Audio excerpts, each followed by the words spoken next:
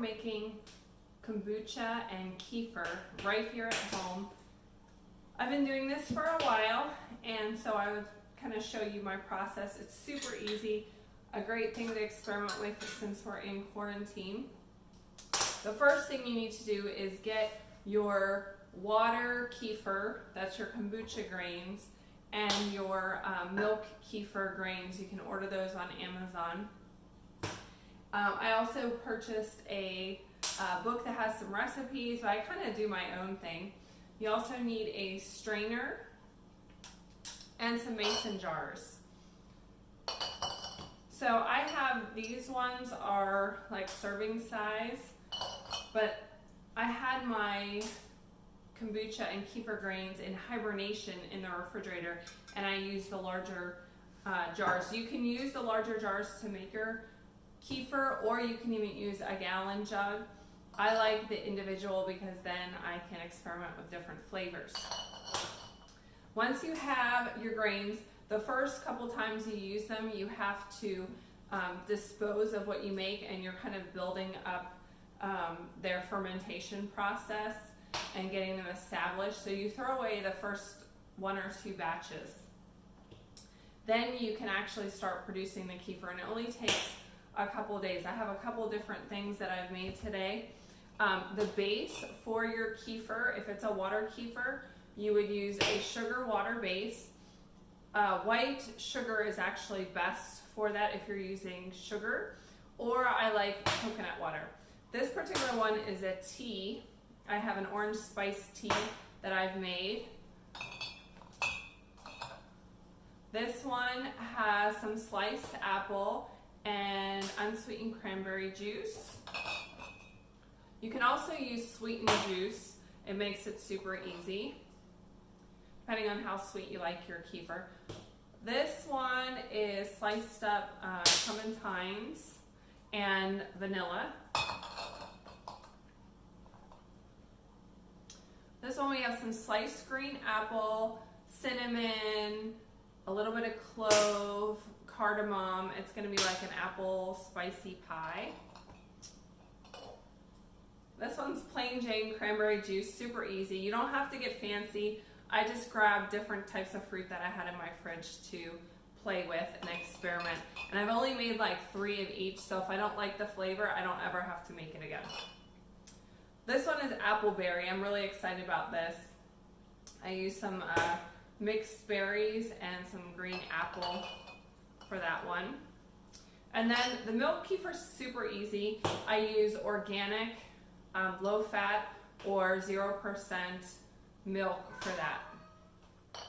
So once you have your mixtures in your jars, you're going to take your scobies.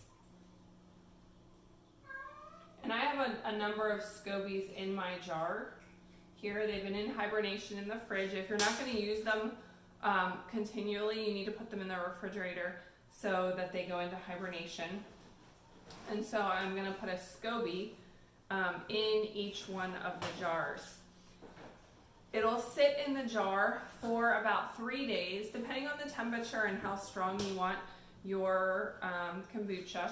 You're going to put the lid on, and it will help ferment the process and get it carbonated and bubbly.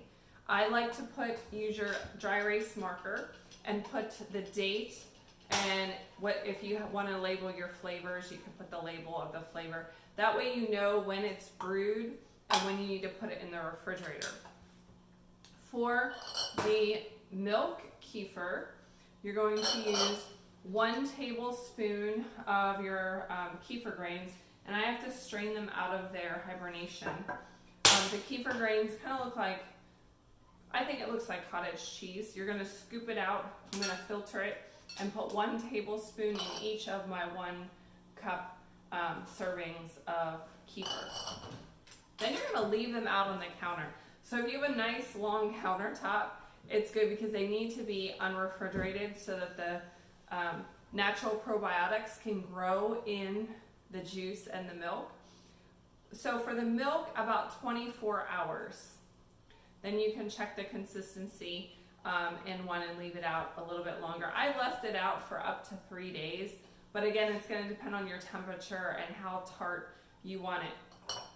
Once it's fermented, you can drink it like just like a milk drink. It's going to be thicker than milk, more like buttermilk, and have a tart flavor. You can put it into a smoothie that you blend. Or I like to combine mine with yogurt and fruit. My kids love it that way. Put a little bit of honey on top. It's super yummy. And it's great for your gut health. The water kefir, once these are done, the kombucha, I'm going to take the SCOBY out. You also want to strain, that's why you need your strainer, strain your kefir grains out so you can reuse them. You can leave them in there and eat them, they're totally edible, but then you're never going to have that continual kefir supply.